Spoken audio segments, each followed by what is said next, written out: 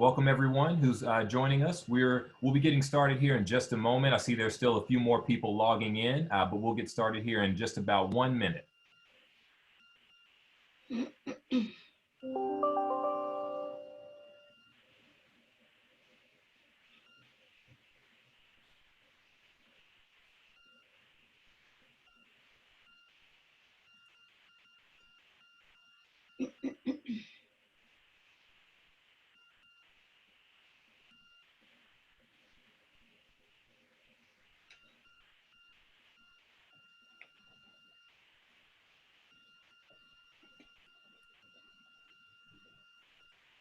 Okay, perfect. So it looks like we have the majority of people on right now, and so we'll go ahead and get started. We certainly want to be respectful of your time.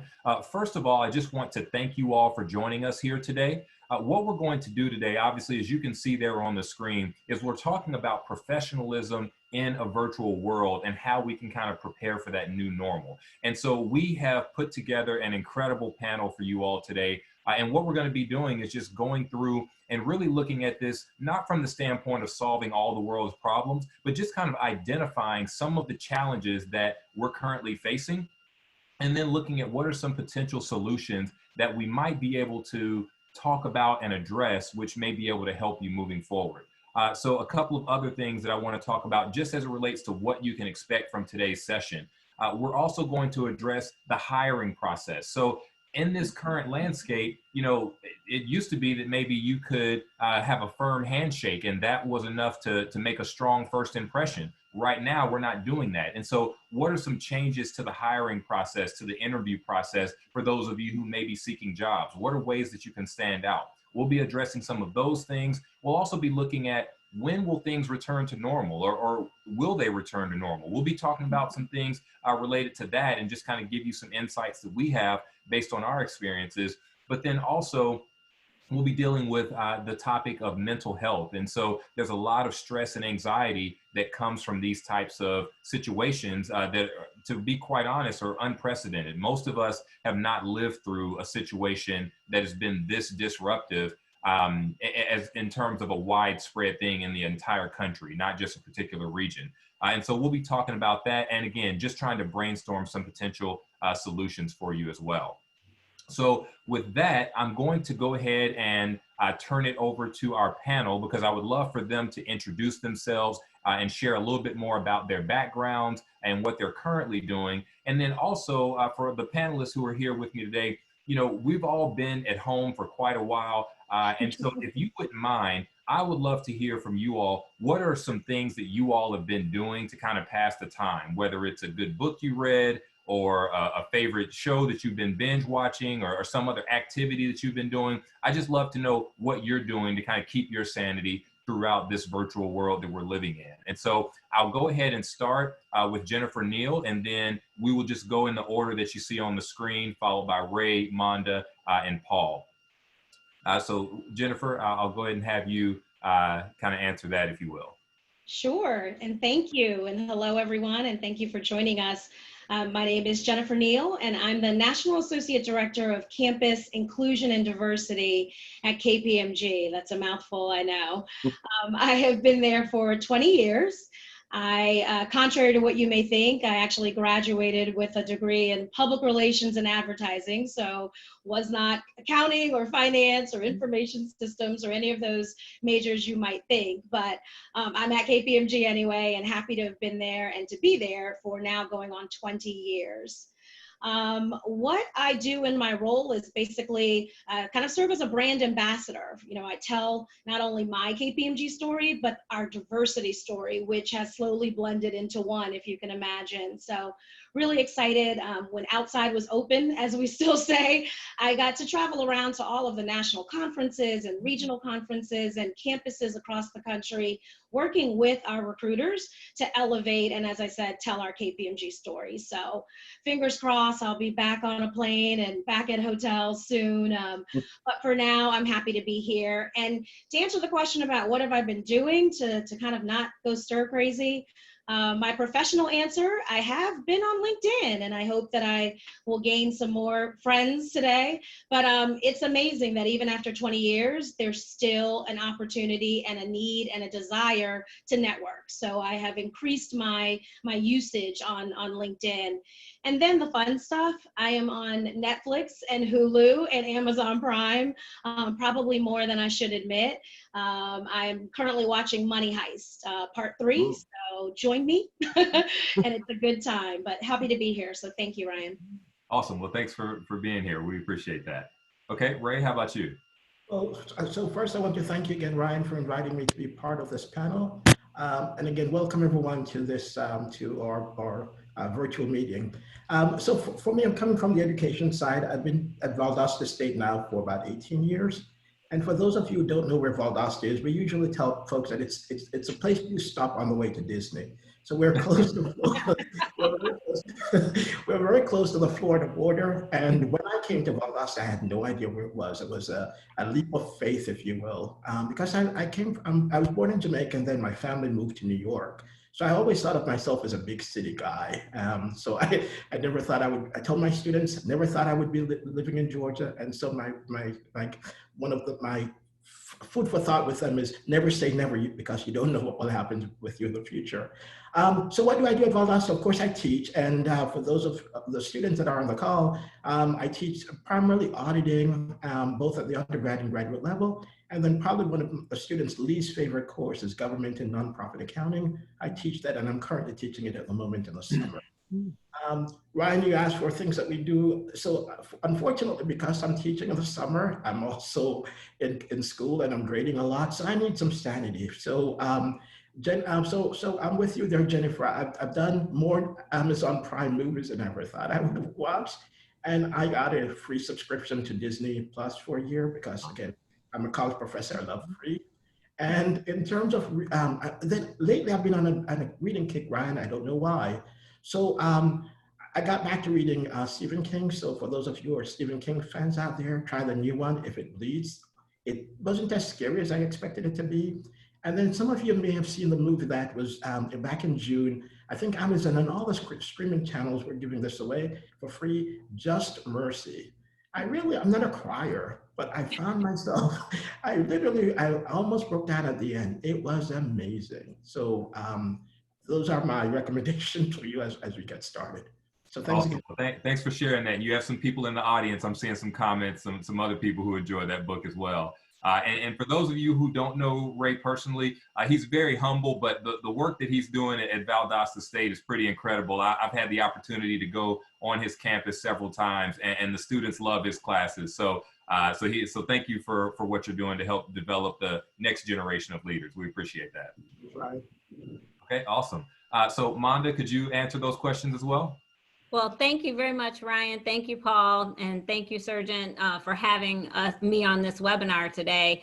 My name is Monda Land, and I am the president and CEO of Land Consultants.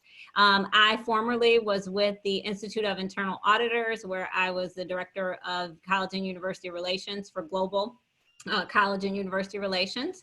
I also was an executive at the Florida Institute of CPAs, and now I am enjoying and having my own business and entrepreneurship. So I help organizations with their diversity and inclusion and membership and achieving their strategic goals and objectives. One of the things that I have been doing is taking advantage of low interest rates. My husband and I were able to purchase a new home, and I have been decorating and giving away and getting rid of a ton of things. And I realized that I needed an organizational system. So I started reading this book called Simply Clean. It is by Becky Raffenchuk. And it has really helped me be able to get an organizational system for cleaning. I have in here my bookmark. I love to travel, and I was a global academic relations person, so I've been all over the world, and this is one that I picked up from Japan. So it reminds me of the days in which I traveled. So one day we will travel again. Thank you again. Awesome. Well, thanks for sharing that. And I can testify to Manda's expertise as it relates to traveling. I recently, a couple of years ago, moved to the Florida area, and she was kind of my travel guide in terms of sending me recommendations for what to do all over the state. And so, so thank you for all the work that you do as well. So now we'll go ahead and move on to Paul. And so Paul, if you could tell us a little bit about what you do and also your background. And then just as a reminder, what are some things that you've been doing to kind of prevent yourself from going stir crazy over the last few months? Absolutely. And again, thank you, Ryan, and thank you to Jennifer, Ray, and Monda for joining us today. We're really just so pleased that you could be here. My name is Paul Weiss, and I'm Vice President of Global Strategic Partnerships with Surgent Exam Review. I've been with Surgent since 2016, and I've actually been in the CPA review space for next year will be my 21st year. So kind of hard to believe I'm saying that, but it's been a wonderful journey so far. I'm a West Coast transplant. I moved from Los Angeles to Northeast Pennsylvania when I came to work for Surgent. So that was kind of an interesting change. I do like it out on the East Coast. But the other thing is sort of like Jennifer and Monda. I mean, my job entailed prior to COVID, my job entailed me being on the road for 3 or 4 months traveling for work, and I like to travel for pleasure. So going from, traveling from 4 or 5 months out of the year to not has been just an incredible adjustment. But like everybody, I think that I'm hopeful that we're going to get back to that, to be able to do that, which we're definitely looking forward to that. Now, as far as what I'm trying to do from going stir crazy, so Ray, Disney Plus, I have that as well. And I was able to watch Hamilton, and that was, if anybody has seen it, you know what I'm talking about. And if anybody has not seen it, it is beyond an emotional experience. I strongly recommend that. And then the other thing is, I found out something about myself in the last 4 or 5 months, is that I can put things together. So my whole life I had avoided building things. I mean, if it's a TV stand or a chair or a workout bench, if it wasn't put together, I wasn't going to buy it. And I thought, you know what? I think I'm smarter than this. I think I can do this. So the last 4 months I have spent an exorbitant amount of time building things, which has been, it's been quite enlightening and quite fun. Awesome. And I see you getting some Hamilton love out there in the comments as well. So thank you everybody for sharing that. Yeah, it really was amazing. Awesome. Okay, perfect. Well, and I didn't introduce myself at the beginning of this, but my name, for those who don't know me, is Ryan Hirsch, and I serve as Senior Director of Market Development for Surgent Professional Education. Prior to that, I spent roughly 10 years working for the National Association of State Boards of Accountancy. So I've been working in the accounting and regulatory and ethics space for quite a while. And so in that role, I really work to help people who were existing CPAs. And now I'm on the other side, really helping people work to become CPAs. And really not even just CPAs, there are other accounting credentials as well. So that's really the world that I live in. But again, one of the things that we were talking about internally is, regardless of what profession you're in, what career path you chose, this is affecting all of us. This virtual working environment and landscape that we've entered, this is something that impacts students, professionals, everyone. And so we really just wanted to have a forum and a discussion where we could talk about some of the challenges and some of the changes to what's going on in the world right now as it relates to our careers and the way we're doing our jobs. And then again, offer some solutions and potential things that may be able to help you all. So what we're going to do is get into a few questions that we have for our panel. However, what I want you all to be doing at home is if you have additional questions that you would like to ask the panel, go ahead and either include those in the Q&A section, or there's also a chat section with some of you have been commenting on. And so please feel free to ask those questions. And what we'll do is I'll go through and I'll kind of try to summarize some of those, but I'll continue to ask those questions and incorporate those into the discussion as well. So please feel free to utilize that as you're listening to all the comments. So with that, the first thing we'll do before we get into answering our first question, I want to learn a little bit more about you and also be able to help our panelists make sure that the questions we're answering are really relevant to the audience. And so the first thing that I'm going to do, I'm going to stop sharing my screen. And then what I would like to do is go ahead and put up a poll for you all to answer. And so the first question here is I would really like to see where you are currently in your career. And so I wanted to just see what the mix is of students, people who are actively looking for jobs, or people who are currently employed. And it's okay if you fit into multiple categories. So you can select more than one answer, but just kind of want to get a mix of what we're seeing here. Okay, perfect. So it looks like we have a good number of responses there. So I'm going to go ahead and end that and share the results. So you should be able to see this right now, but we have about 13 students, 7 people actively seeking jobs, and then about 53 people who are currently employed. So I just want to make sure that the panel has that context as we're going through some of these questions, because that's kind of who our audience is. And so just wanted to make sure that was out there. So thank you for sharing that information with us. Okay, so now what I'm going to do is I'd like to transition and just talk to Ray a little bit, because Ray, given your background and what you do at the university level, this was one of the first places that I know a lot of schools, because there's so many people concentrated in one area, that's one of the first places that started to shut down when things started happening in the country. And so I'm just interested to know, how did that impact you all on the campus level? What was that process like for your students? What were some of the challenges? Because as many of you know, we're ramping up towards that in the fall as well. And some schools are coming back virtually only. Some schools are going to be in person, and some schools are doing a hybrid model. And so I'm just really interested to know, what were some of the challenges you all experienced? And then more importantly, how did you and your students kind of overcome those as well? Okay, so Ryan, I probably will need to start off with a story. I like stories. Absolutely. So in the spring, we knew this was happening around the world, right? So we never thought in our wildest dream that this would happen in the US. That was just us in class. And we'd go into class and we would have just these general conversations, and no one was ever concerned, if you will.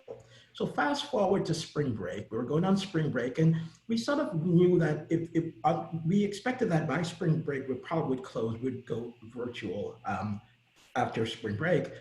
But my excitement, my challenge started just before spring break. So the Wednesday before spring break, if you will, Wednesday night, probably around 9 p.m. or so, I got an email from a student. And the student suggested that he was exposed to the coronavirus. And here's the problem. He said he came in contact with it while he was in the hospital. And I didn't realize this, but he had already shared this with the class, with the rest of the class. So suddenly I'm getting email from all these students suggesting that I'm putting their health at risk, and they would not be in class the next day. Wow. So, crazy, right? Not only did it come to me, but it also, this email went to my department head, the provost, and of course the dean. So here's the question, what do I do? So my position was, I simply said, folks, school is officially open the next day, so there's nothing I can do about this, but if you feel that your health is at risk, then don't come to school. That's all I can do. Now, here's the important thing. Fast forward to the next day, the Thursday. What was happening that Thursday? We had an exam. So if you think about this, these kids were not, the bottom line was they were not ready for class. So this became an excuse but anyway, so we didn't know what was going on here. So I showed up at my class for the exam time, and about half of my class was in attendance. Probably, actually it was less, but it was about a third of my class was in attendance. I said, well, we're scheduled to do an exam. School is officially open, so we're just going to continue with the exam. And as a reward for those students, I gave them extra credit for showing up, and the rest I moved the exam online. Now, why do I mention this, Ryan? Because we didn't need to shut down before the stress began, if you will. So you might you might be wondering, was that student actually exposed to COVID? The answer was no. The story was, he was in the hospital hours before a COVID patient ever showed up, and he was in a whole separate thing. So the chance of that ever occurring was nil. So you might also want to ask, did he ever apologize? The answer was no. Now, so I mentioned all of this just to simply say that as faculty members, we're dealing with so many different challenges. So once spring break came about and we moved online, then we started dealing with different challenges from a student perspective. Suddenly they didn't have access to software. Suddenly they didn't have access to computers in the terms of laptops or webcams, things of that nature. And from a faculty perspective, we also had to retool our assignments because now we had to reduce, we actually reduced the semester by 1 week. So now we had to retool all of our exercises. So what I realized from a student perspective was that there was such an uncertainty at that moment, Ryan, that one of my job was simply to stay engaged with my students and continue as we could, as if things were normal. So we met once a week. It was a way for us for me to make sure that I stayed connected with them and just to make sure that mentally we were okay. One of the comments that I kept hearing was how different it was. Suddenly I was on campus, now I'm not. And it was just such a so people felt a little bit disoriented. That was a really big challenge for us. And to rebuild it so quickly from a face-to-face environment to a more soft environment, to an online environment, if you will. We were just not, as much as we prepared, we were just not ready for the mental side of things. You can physically prepare, Absolutely. it's very difficult to prepare for that break. Absolutely. I can definitely understand that. And, you know, I think one of the things that you mentioned is really interesting, that it was just different. And that's one of the things that we're noticing with some of the changes. We can't be extremely negative about all the changes. Sometimes we just have to figure out how to adapt to them. And it's very uncomfortable in the moment to deal with ambiguity, to deal with change and things that we say, you know what, we've done it a different way for the last 15 years or however long it's been. And now all of a sudden you're expecting me to switch everything within 1 to 2 weeks notice. That is a real challenge, but that's kind of the situation we found ourselves in. So I appreciate you sharing that, because I think it is important to recognize that, you know, since we're not sure exactly how long this situation is going to last, we need to figure out how to embrace it to an extent and say, how are we going to make sure that we're not using this as an excuse to say why we can't do things with excellence, but how can we adapt and move forward in a way that does allow us to still excel. And just to follow up on that a little bit, so Ray, you talked about the impact to your students, and we know that some of the students, you know, their semester was cut short in the spring and they're gonna have another shot to do things in the fall. Some of those students don't get that opportunity. For some people, they were seniors and they're graduating, and it really changed what they expected for the remainder of their semester. And now they've moved into an area that really affects Jennifer. And so they're looking for jobs. They're looking to say, how can I add value and impact an organization? And so Jennifer, that's one of the things that I want to touch base with you on is, given your role and all the people that you're working with, how has this digital world or landscape really changed the recruiting process, the interviewing process, and just all the things related to the culture that you're working to maintain within your organization? How do you keep your employees engaged? How do you maintain that? And like I said, how is it impacting that whole process of recruiting and maintaining your employee base? Sure, sure. I think in 3 ways. From recruiting, we're changing our direction. We're going virtual. We're going virtual. We're going virtual. And I'm done. But we are truly transforming the way that we look at recruiting, and this box is becoming, you know, our home, our life. And we're trying to figure it out from all ends. So first, how do we promote our opportunities? How do we brand ourselves in the same way, but through this box? How do we still excite people and get them to, you know, I guess, want to lean in a little bit if they're in the box? How do we still keep in touch and strengthen and manage our student organizations? I'm talking to the 17 students out there. We still want to be involved in Beta Alpha Psi and National Association of Black Accountants and Enactus and all of those organizations. You know, that's where we thrive as well. You know, those are targeted candidates who are interested, maybe not in KPMG, but in the world itself of business, and how can we continue to add value and provide them with the necessary information and conversation that's going to help them to ultimately be successful. And then the interview process, virtual. again. So how do we still maintain the quality of interviews that we want to have and that we were having on campus? And how do we make sure that the students are prepared to still be successful in that process of virtual interviewing?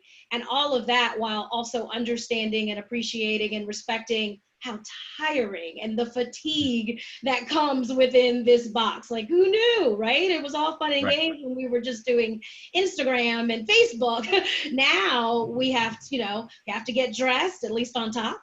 And we have to find out, is it appropriate to laugh right now? Do I have to be really serious? Do I have to sit up? And just all of the things that you weren't always so concerned about when you were able to also leverage, well, I'm in front of them and they can see that I'm not I'm interested here. If I see you blink too long, I'm like, oh, I just lost this person. And you lose some of those things that you might have been able to disguise a little bit because we can see you clearly the entire time. Right. So, and as far as our people and the culture, I think companies across the globe are really changing to where you start calls and the first thing you talk about is more, how are you? How are you doing? How was your weekend? Oh, I see your child in the back. Oh, is that your dog? Oh, so it's really changed. People say we're not going back to normal, right? No, normal, this is the normal. And I think some of these things, while we would never say we're thankful to be the cause of this situation, we're not thankful for that, but we are thankful for the break that it's given us to maybe readjust and level set on what's really important at the end of the day. And these companies don't run by themselves, and it takes your people, and your people need to feel valued and appreciated for who they are individually and their individual backgrounds and what they bring to the table. So it's an exciting ride, but I think we're going to all come out better for it. So absolutely. Well, thank you for sharing that. And I think that gives us some really good insight as to how companies are viewing it and how companies are adapting to that process. I do want to follow up just for a moment. We had a question come in from Chad, who's in our audience, and he wanted to see if you have any suggestions on how you can best brand yourself professionally in a remote or virtual format for things like virtual career fairs. And I would even add on to that, you talk about we're not in person anymore. So we're not seeing each other in the office. Even if you are at your current company, maybe you're looking to move up and you're trying to get noticed and make that positive impression. How do we do that now that we're in this virtual and remote landscape? Do you have any ideas around that? Just to clarify, do you believe the question is coming from the perspective of I am an employee in a organization and I want to still shine with my team, or is this someone who may be looking for work as a professional? I just want to get. So the initial question was based on, I believe, if they're looking for work as a professional, but I'm thinking some of the same tips might apply, just slightly varied, but just interested in your thoughts on both, really. Sure. I think, comments expressed by Jennifer Neal or Jennifer Neal's comments, but I think that for some people, not that, brains aren't still important, but for some people, they've got a lot of personality. And I think that this box can be an opportunity for you to really leverage that.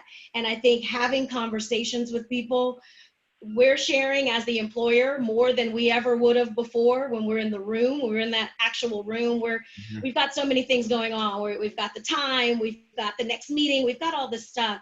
I think now we're starting to also really put an extra emphasis on the personality and what you bring to the table and having more conversations that aren't as technical.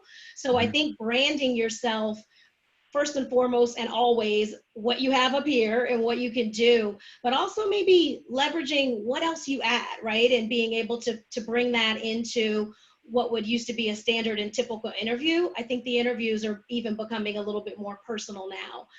We're not going to get all in your business, but things like what do you want to do and what do you do after work in a professional way are really coming out in the conversation, and you can leverage that to sell yourself holistically as why you're the best employee for the job. Okay, perfect. Well, that's really helpful. So thank you for that. And so now I kind of want to transition a little bit. So we've been talking about the college students and then their transition into the workforce. Monda, I know you have an extensive background in consulting, and you for years have helped people make the transition either from college to the workforce or from one career to another. And so I think you have a really extensive background in helping people navigate through transitions, where they're doing one thing and they say, hey, everything's changed now, I have to learn how to do a new thing. So I'm just wondering, what types of tips do you have for how students or professionals can make the adjustment into this new virtual work environment? Just wondering your thoughts on that. Yeah, absolutely. Thanks, Ryan. I do like helping people. So I have friends and students and interns at my old organization that contact me all the time asking for tips on how they make their next transition. So this is something that is right up my alley. You know, one of the things I was thinking about when you mentioned this question is, how you come to work is really how you come to work. And I love yoga pants. I will just be honest. They are so comfortable. And in COVID, it has been one of my best friends. But I go yoga pants, then stretchy dress pants, and then I go to a stretchy dress because, this is comfortable for me. So it is important, as we're in a virtual environment, that you still look presentable. And everyone says you gotta look presentable on top. And that's so true. So you could have a nice top and then yoga pants. But one of the things that is so true, when you have a good environment, you kind of want to dress up for the good environment. So it's important that you come to work in a manner in which you are ready to work. So it's not enough for you to roll out of bed and then go on your conference call, wake up at 8:55 and get on your conference call at 9. You should probably get up a little bit earlier, get your juices flowing. If you like to work out, maybe grab some breakfast, have some water, and then get ready for work. And if that means that you're going to be present and be yourself and ready for work with a shirt on and something other than yoga pants, then do that, because that's bringing your best self to work. So the first thing I would say is make sure you dress appropriately and check your company handbook. So your company handbook usually has guidelines on what to wear to work, as well as probably what to wear virtually. So check that and make sure you're doing that. And the second thing is have good lighting. So you can go to Target, you can go to Walmart and buy a desk lamp. I replaced all my lamps here at home with LED daylights. So buy a really bright light that's going to give you a nice shine. A lot of people are working at home and they may be working in their bedroom, or if they're in an apartment, they may be in a small apartment. And so you need to carve out a space in your home that looks like an office. We're virtual, so you're going to be in meetings and you want to bring your whole self to work. You want to show your webcam and show yourself. So you need to carve that out. Put a nice picture behind you, have some kind of backdrop so that you can do that. And it doesn't cost a lot of money. You can go to TJ Maxx or something like that and find something that will help you build that nice background. And designate a space for work was my next thing. Have a nice backdrop. And then the last thing is, if you're an introvert like myself, make sure you schedule some time to talk to people. So I like to work out after work hours. So I will go and jog in my community or walk around and I wave to all of my neighbors and I'm like, how are you doing? Because that's my opportunity to see people and be happy. So if that means you need to go wherever, if you need to schedule a virtual happy hour, if you need to schedule some time to talk to people, schedule that in so that you can be your best and you can get that connection and that time out that you need to have. So those are my quick tips to making sure you're professional and having that transition in your life and your work. Okay, perfect. Well, I appreciate that. And that's really helpful. As we talk about the transition for people who have not worked remotely previously, I think that is a big jump to figure out how do we navigate this type of situation. I want to transition a little bit right now, though, to Paul, because Paul, you're someone with your background. I mean, you've worked remotely for quite a while. And you're also someone who works with students. You've worked in the recruiting space. You've also worked pretty extensively with professionals. So you kind of touch all of the different people that we work with, but you've been working remotely and now everybody else is working remotely as well. And I'm just wondering what that transition has been like for you, or what that adjustment really has been like for you now that everyone is working remotely. Yeah, I thank you, Ryan. I have been dying to talk about this because, as you said, I have been a remote worker for the last 15 years. And honestly, for a lot of that time, I kind of feel like the remote worker got a bad rap, so to speak. You'd hear those comments about, wow, it must be nice to have all that freedom, or gee, I wonder if these guys are really working, sort of this kind of this overview or this outlook. It's like, yeah, what are they really doing, right? And I can assure you we were working, by the way, the entire time. But from a perception standpoint, of the remote worker, it's the pivot towards a positive view of the remote employee that has been really interesting, and how quickly it happened, right? We know there was a shift happening with a lot of companies over the past few years towards a virtual work environment or remote environment, but almost overnight, it became a norm. So that's a plus. And I should point out too that I think it's important to distinguish between a remote worker and the virtual work environment that we're in, right? Because my home office has been at home for 15 years, but I still went into my company's office. I still was traveling. I still was going to events, right? Conferences, board meetings. And so this is not just becoming a remote worker. This is a complete shift to a virtual work environment. So that's important to keep in mind. So then from the standpoint of the actual environment, there's one area that I've noticed a big change for a positive, and that's the actual online virtual video meeting experience. So just holding a virtual meeting or even a conference call prior to COVID had always been sort of a hit or miss experience, right? One of the groups whose board I sit on, as recently as 8 months ago, were still holding their telephone or their board meetings for everybody via telephone. And a couple of us had suggested moving to a video conferencing platform, and I will just say it was a leap too far. For many folks to take, and I think that's pretty common. So, but literally almost overnight, right? Just embracing the technology of the virtual video meeting has been great. And Monda, you touched on it too in some of your tips. I've noticed a big upgrade in the level of professionalism. That's been a big standout to me. From the way people conduct themselves to, as Monda said again, about the dress and even behavior during the calls. And I should give just a little background. Monda and I have conducted a number of workshops from college to career at various events over the years. And so we were actually talking about this sort of virtual meeting environment and how, it was amazing how prior to this, people would come in, and if they did go on video, nobody wanted to be on video. And then if they did go on video, they were turning it on and off all the time, which was very distracting. I mean, that's, that would be like in a live meeting, literally getting up and walking out of the room 5 or 6 times, or how many times you turn off the video. So that has been a big, big upgrade in terms of the professionalism. That said, the area where I still think we have a lot of work to do, again, is from the actual adjustment, still from going to an office, commuting to an office, to having a home office in the virtual environment, especially given the limitations we have related to travel, social interaction. Again, I think everybody can relate. So I have 2 pieces of advice. I made some notes on this.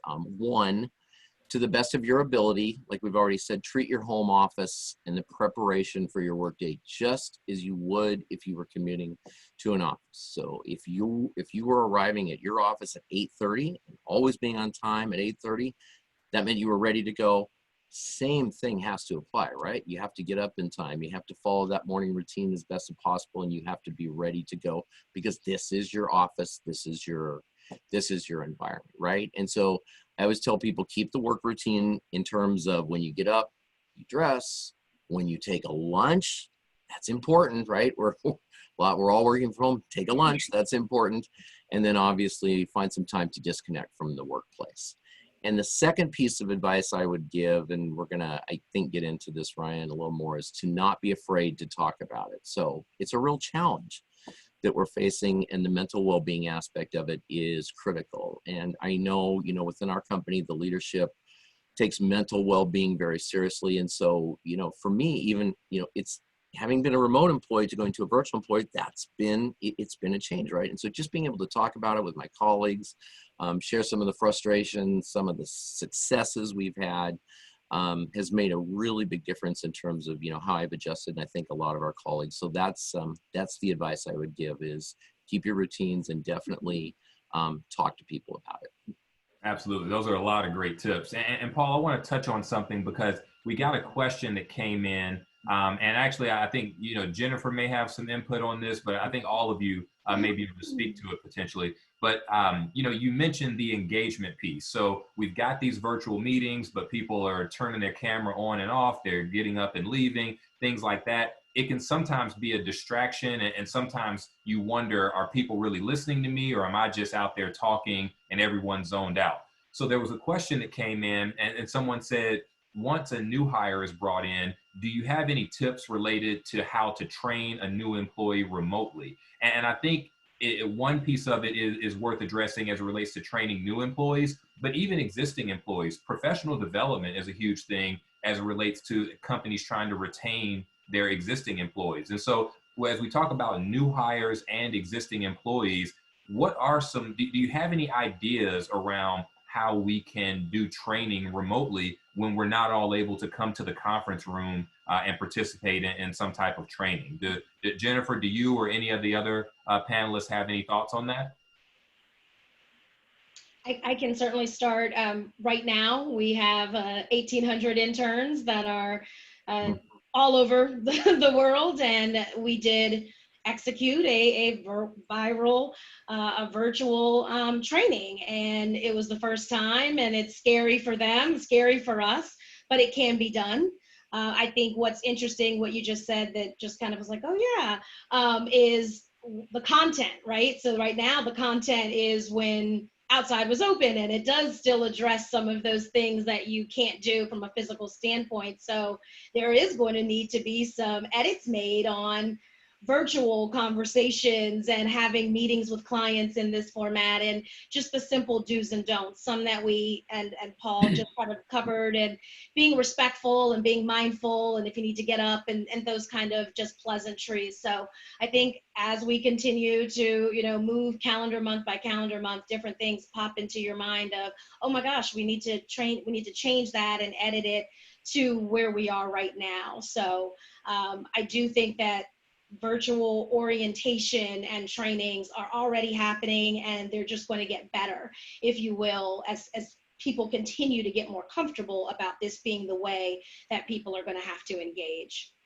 Awesome. Well, thank you for sharing that. And that's incredible, just to think about having 1,800 employees that you're trying to train at once. And so, but again, that gets back to one of the things we talked about earlier. Yes, this new virtual environment is different, but in some ways that doesn't mean it has to be bad, because there are some advantages to being able to consolidate some of your training efforts, consolidate some of your communications into these virtual outlets that we have. And so I think it sounds like you all are doing a great job of figuring out how to leverage technology to use it in a positive way as well. And that'll be interesting to see. We talked about when things are going to return to normal.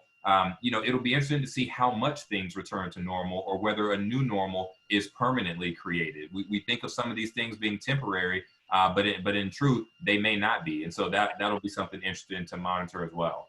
Brian, can I also say real quick, Absolutely. It's important as a leader, you're a boss, or you're, even as a senior manager, when you get new people on your team, some of the rules are still there. You need to build those relationships with people. You need to ask them, what are their goals? What are their aspirations? You need to check in with them.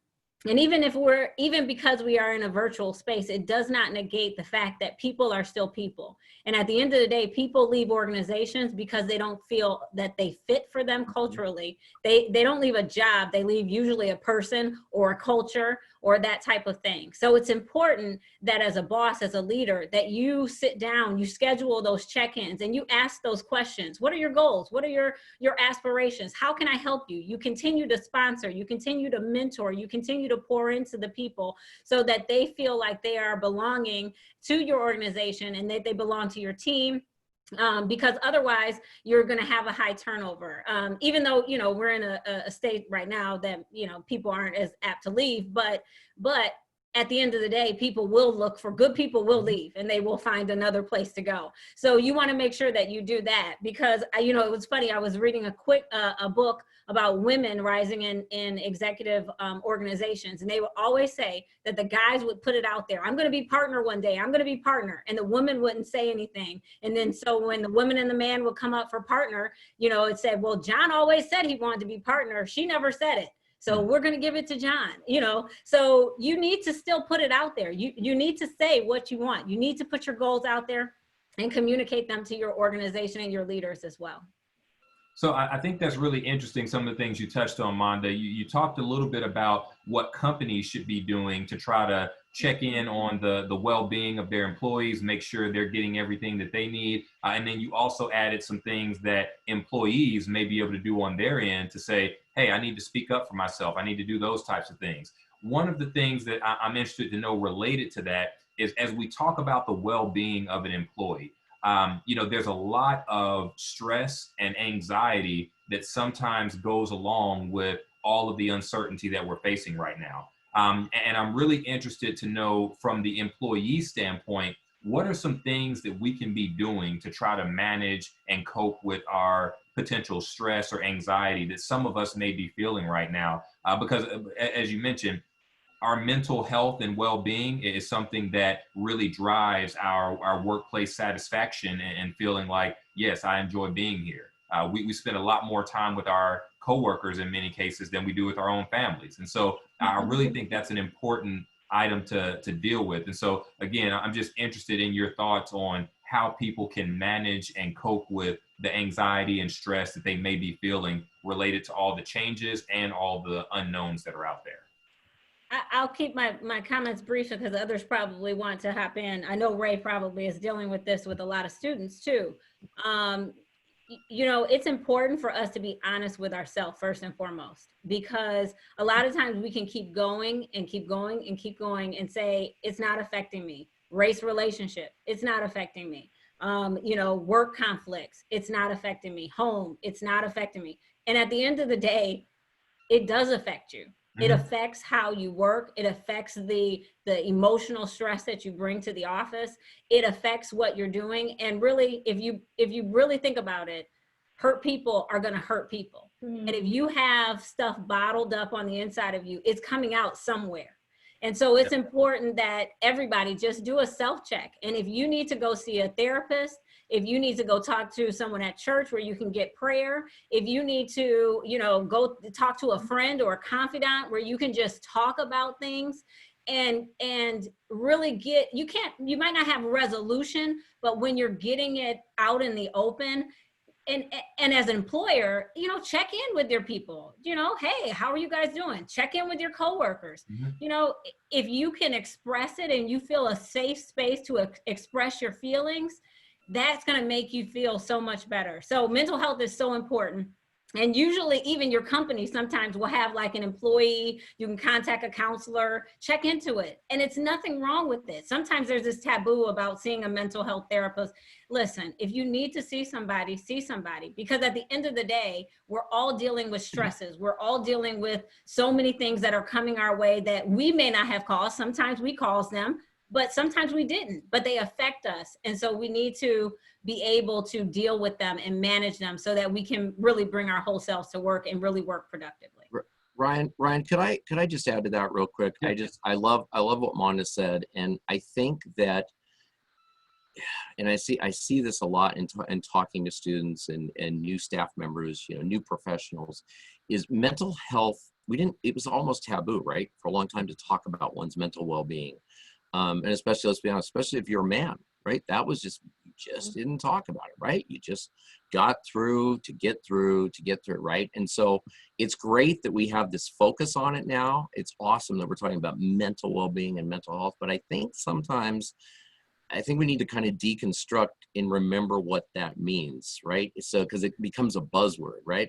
We've talked about it all through this, right? Mental well-being, mental health, et cetera. So I want to stress what Monda said. It is important to talk to people. It is okay to talk to people. And, you know, I always tell people, everybody should have at least one mentor, if not multiple mentors, regardless of where you are in your career, regardless of your age, status, whatever. Everybody should have a mentor, somebody that can ask you those tough questions back, like devil's advocate if you were, right? But really just have that sounding board to be able to talk. It's just so critical, especially with what we're facing.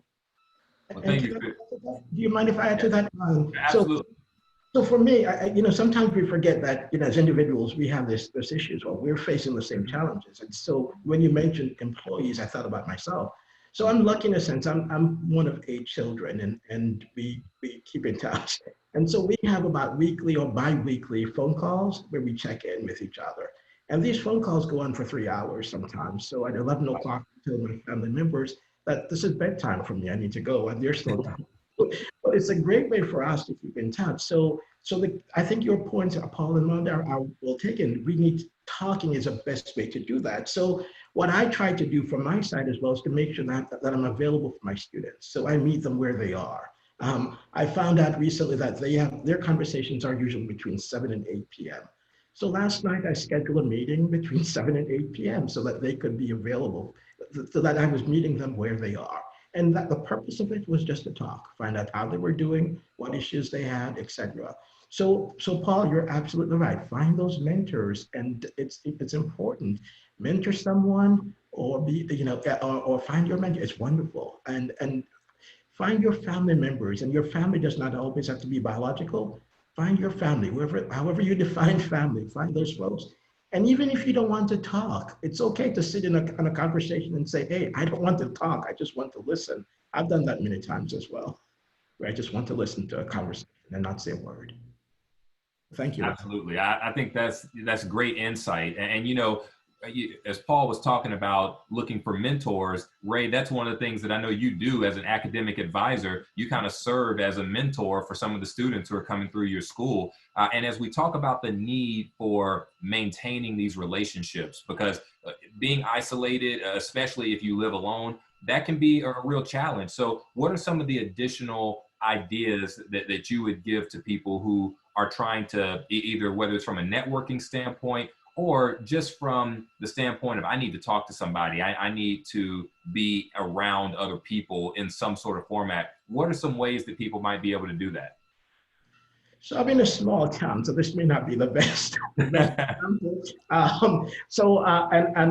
like, well, I'm an introvert, and I'm somewhat of a loner, so it's a little bit different for me.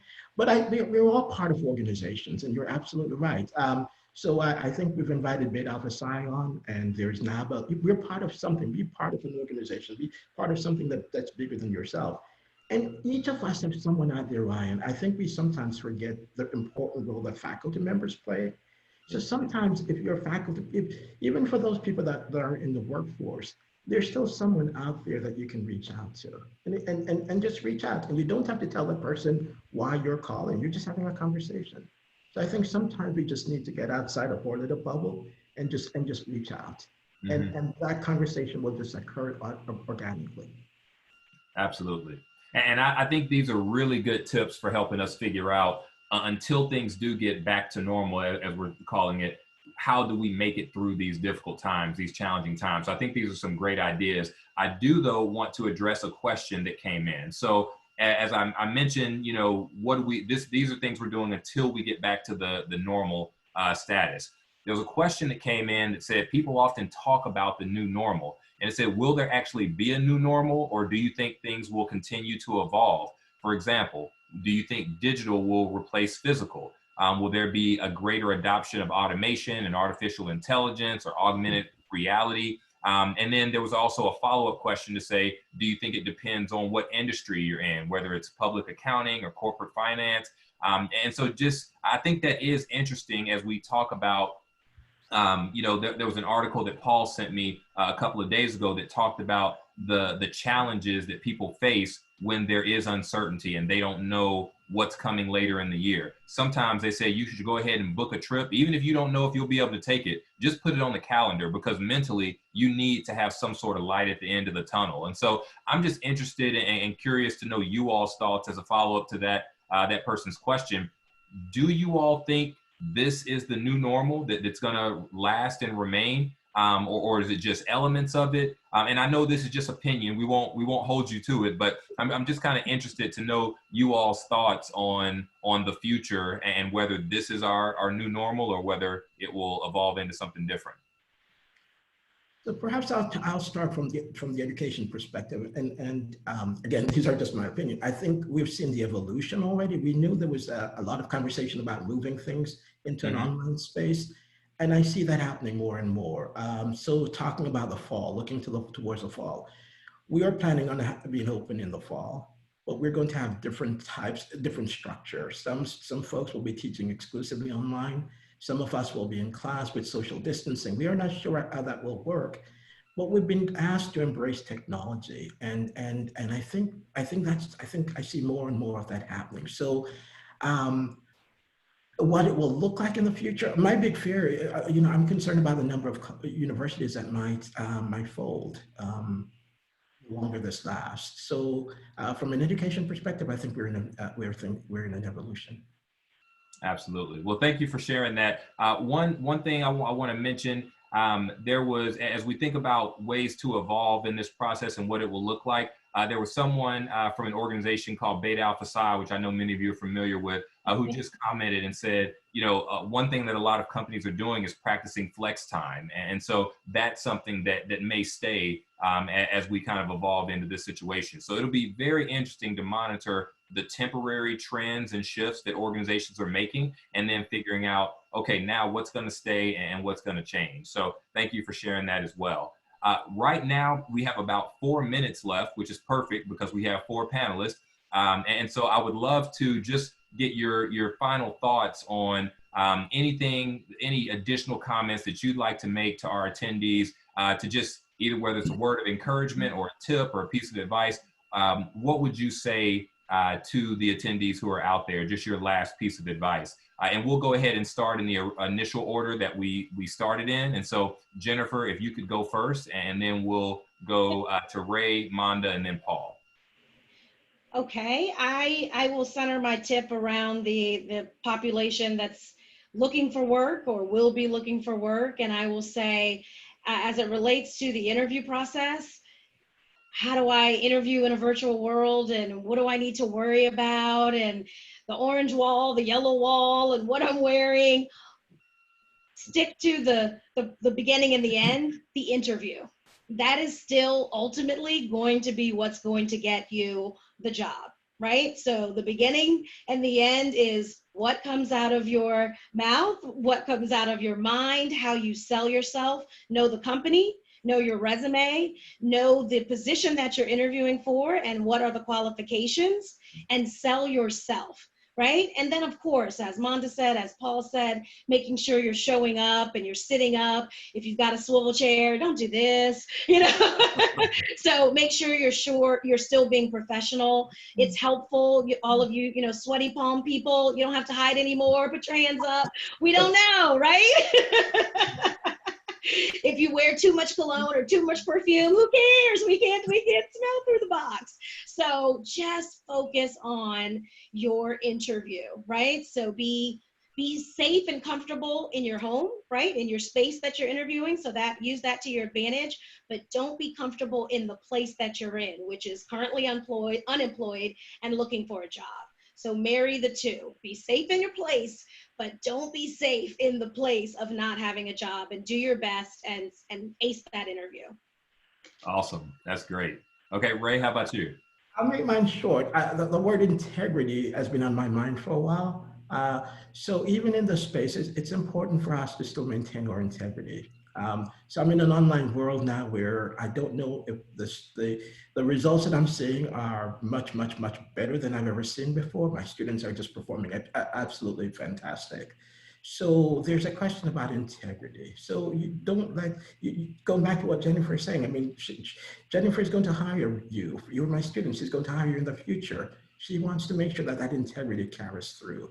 And I just want to point out, because it does impact you. It really does impact you. When Jennifer calls me looking for reference, and I say to Jennifer, I just can't recommend Ryan because I can't trust him. That's the worst thing that can happen. Sorry, Ryan. Why me? No. Just because. So that's what I do for those thoughts. That's so good. And let me hop in real quick. I agree with everything that Jennifer and Ray said. I would say, you know, what may have knocked us back, COVID-19 and our current financial situation, is really only going to make us stronger. So, you know, what may knock you back is going to just make you stronger. So figure out what you need to do to rise in this moment, in this time. You know, what are your strengths? What are your weaknesses? Where are these opportunities that you can really capitalize on, and go for it? I mean, it doesn't hurt you to go for it. You know, most people will just, you know, go in a hole, but go for it. Go for your dreams and go for your goals, and don't give up. You know, you don't have to be perfect. If you're starting a new job, you don't have to be perfect day one, but all you need to do is just go for it and do the best you can and be the best you can. So thank you guys. And that's my 2 cents. Awesome. Thanks, Monda. Awesome, and I'll wrap it up just real quick too. I obviously agree with everything that's been said. My last tip or comment comes from the perspective of somebody who coaches a lot of CPA exam candidates, right? And we talk about putting together study programs and plans and time management and everything as it pertains to just, you know, not only preparing for an exam, but life in general, right? So mine is kind of a life tip. I hear the term new normal, and I think we actually need to get rid of that. I think the sooner that we just embrace, hey, this is it. What it is what it is right now. And I know it sounds cliche, but it's true. This is it. This is what we're working with right now. And who knows what it's going to be a month from now or 6 months from now. Doesn't mean we still can't plan. Doesn't mean we can, you know, still have a whatever perspective we want on things. But this is our normal. And so, you know what? Let's just embrace it and let's go with it and make the best of it. And I think it's how you view things that really makes the difference. Absolutely. Well, thank you. I think that's a great way to kind of wrap this up. And I just, first of all, want to thank you all for attending, not only as a panel, but also for the attendees, the questions that you all asked, everything that you all shared with us today. I feel like that really was impactful. And so I appreciate everything that you all contributed today. One other thing that I want to share, I know we're right up against the hour. So earlier, Jennifer talked a little bit about LinkedIn. If you want to connect with any of the panelists that you see here today, I went ahead and put up a slide that, again, has their names and titles. I would encourage you to reach out on LinkedIn or whatever social media platform you're using, and just tell them where you heard them or where you saw them, and say, hey, I attended the panel, just wanted to reach out and connect. I can tell you from working with these individuals, they are very open and welcome to, you know, to working with people and really collaborating with people. And so I think they would appreciate your feedback. So again, with that, I want to thank you all for attending, and we just wish you the best as you work to navigate through our current landscape. And as Paul said, it's just our landscape, maybe not even our current landscape, but this is where we are. And so we wish you the best as you're moving forward, and encourage you to reach out to us if there's any way that we can be of assistance in the future. So thanks again for joining us, and have a great rest of your evening. Thank you, Ryan. Thank you. Thank you. Thank you.